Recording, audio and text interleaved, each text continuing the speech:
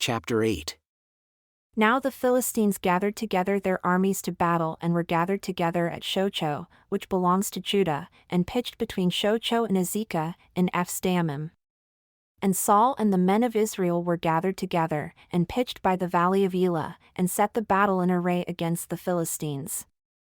And the Philistines stood on a mountain on the one side, and Israel stood on a mountain on the other side, and there was a valley between them.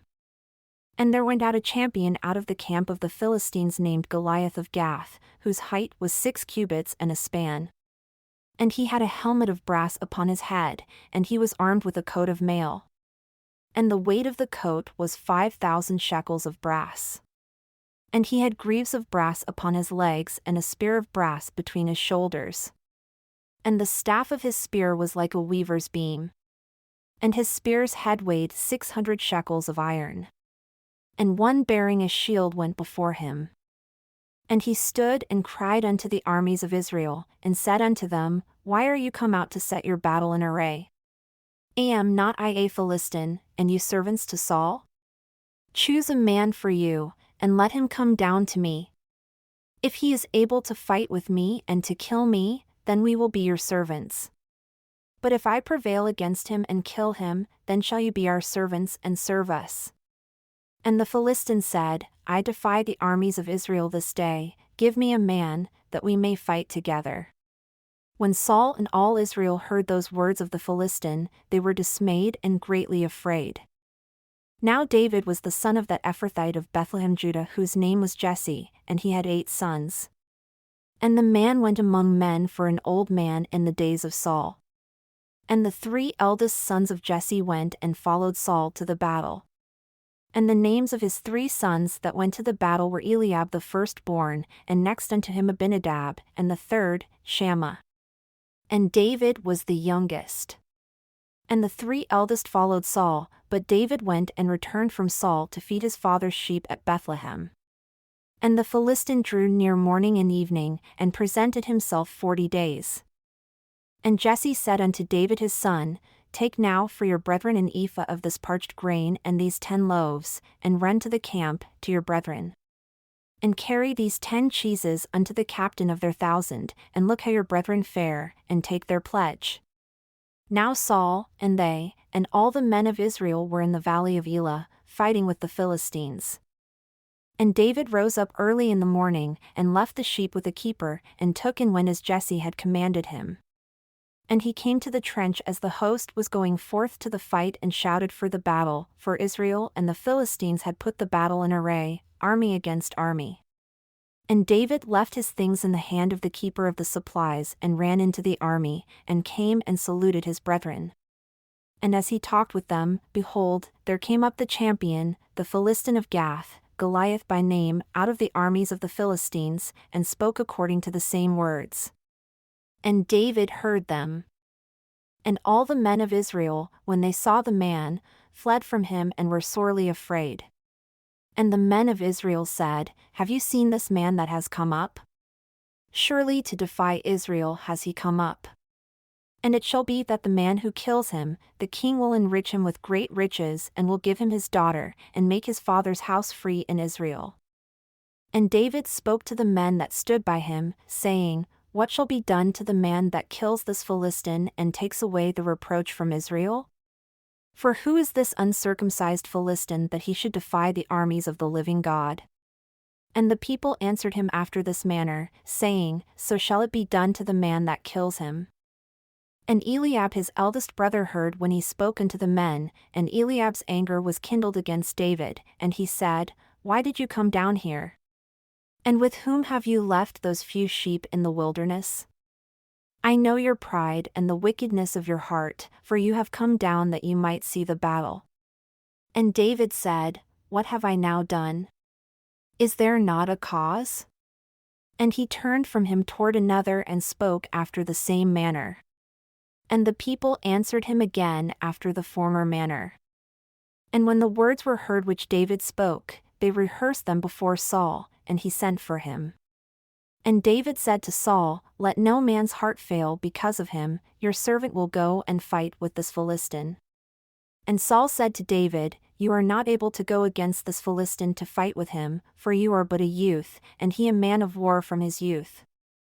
And David said unto Saul, "Your servant kept his father's sheep, and there came a lion and a bear, and took a lamb out of the flock. And I went out after him and smote him, and delivered it out of his mouth. And when he arose against me, I caught him by his beard, and smote him, and slew him.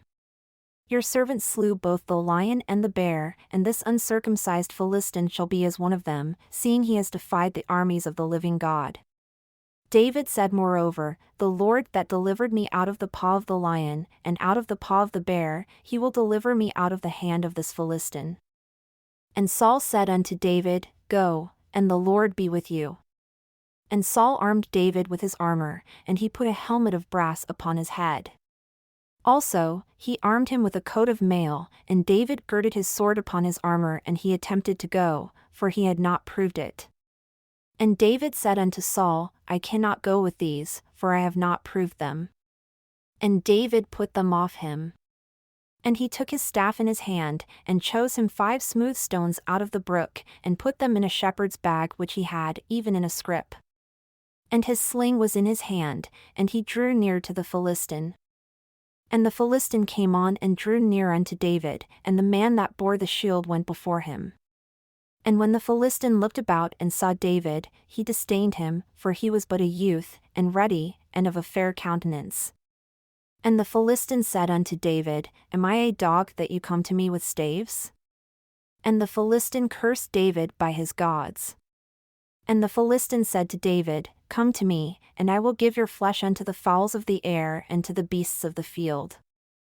Then said David to the Philistine, "You come to me with a sword, and with a spear, and with a shield, but I come to you in the name of the Lord of hosts, the God of the armies of Israel, whom you have defied. This day will the Lord deliver you into my hand, and I will smite you and take your head from you. And I will give the carcasses of the host of the Philistines this day unto the fowls of the air and to the wild beasts of the earth, that all the earth may know that there is a God in Israel. And all this assembly shall know that the Lord saves not with sword and spear, for the battle is the Lord's, and he will give you into our hands." And it came to pass, when the Philistine arose and came, and drew near to meet David, that David hastened and ran toward the army to meet the Philistine. And David put his hand in his bag and took from there a stone, and slung it, and smote the Philistine in his forehead, that the stone sunk into his forehead. And he fell upon his face to the earth. So David prevailed over the Philistine with a sling and with a stone, and smote the Philistine, and slew him. But there was no sword in the hand of David, therefore David ran and stood upon the Philistine, and took his sword, and drew it out of the sheath thereof, and slew him, and cut off his head with it. And when the Philistines saw their champion was dead, they fled. And the men of Israel and of Judah arose, and shouted, and pursued the Philistines, until you come to the valley and to the gates of Ekron. And the wounded of the Philistines fell down by the way to Shaaraim, even unto Gath and unto Ekron.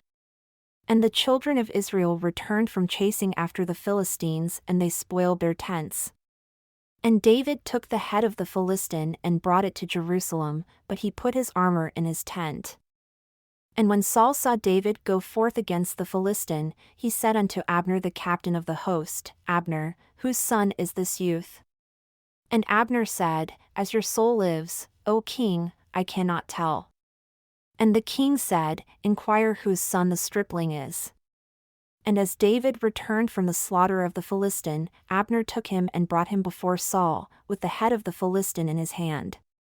And Saul said to him, "Whose son are you, young man?" And David answered, "I am the son of your servant Jesse the Bethlehemite."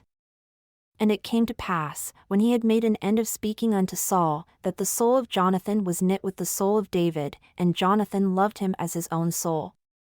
And Saul took him that day and would let him go no more home to his father's house. Then Jonathan and David made a covenant, because he loved him as his own soul. And Jonathan stripped himself of the robe that was upon him and gave it to David, and his garments, even to his sword, and to his bow, and to his belt. And David went out wherever Saul sent him, and behaved himself wisely. And Saul set him over the men of war, and he was accepted in the sight of all the people, and also in the sight of Saul's servants.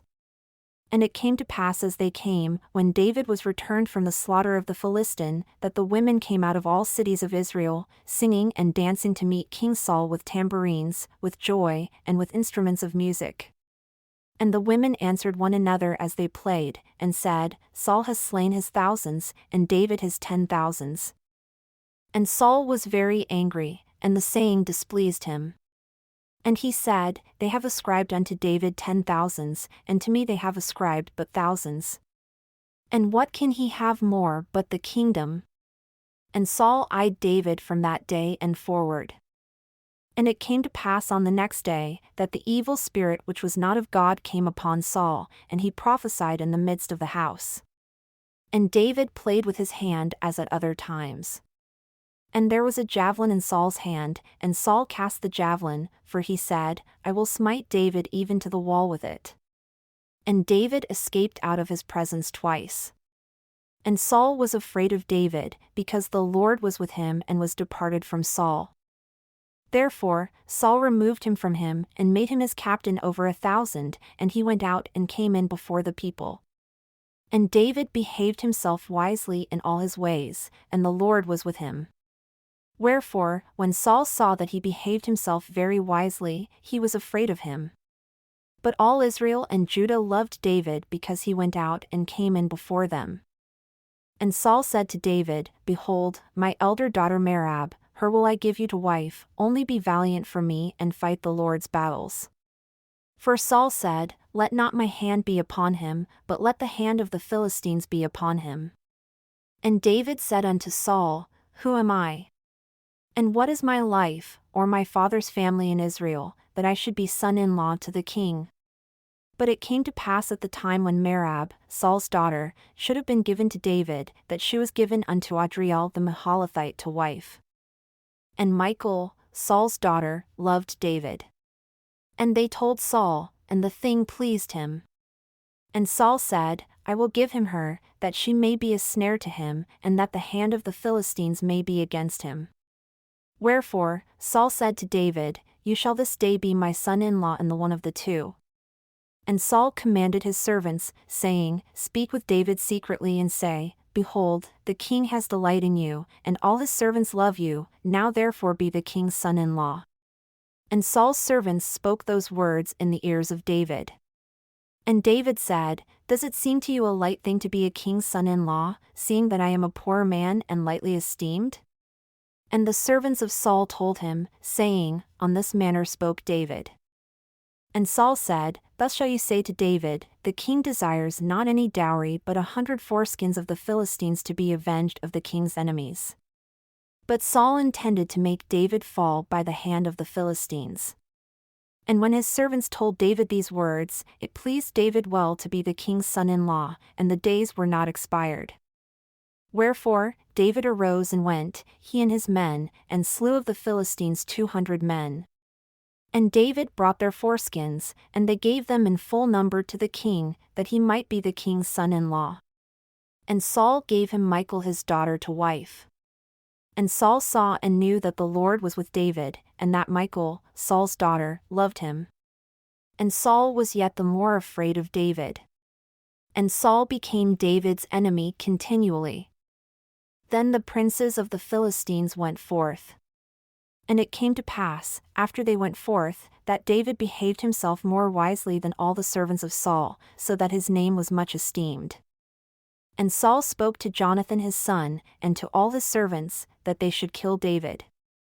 But Jonathan, Saul's son, delighted much in David, and Jonathan told David, saying, Saul, my father, seeks to kill you. Now therefore, I pray you, take heed to yourself until the morning, and abide in a secret place, and hide yourself. And I will go out and stand beside my father in the field where you are, and I will speak with my father of you. And what I see, that I will tell you. And Jonathan spoke good of David unto Saul his father, and said unto him, Let not the king sin against his servant, against David, because he has not sinned against you, and because his works toward you have been very good, for he did put his life in his hand and slew the Philistine, and the Lord wrought a great salvation for all Israel. You saw it and did rejoice. Why then will you sin against innocent blood to slay David without a cause? And Saul listened unto the voice of Jonathan, and Saul swore, As the Lord lives, he shall not be slain. And Jonathan called David, and Jonathan showed him all those things. And Jonathan brought David to Saul, and he was in his presence as in times past.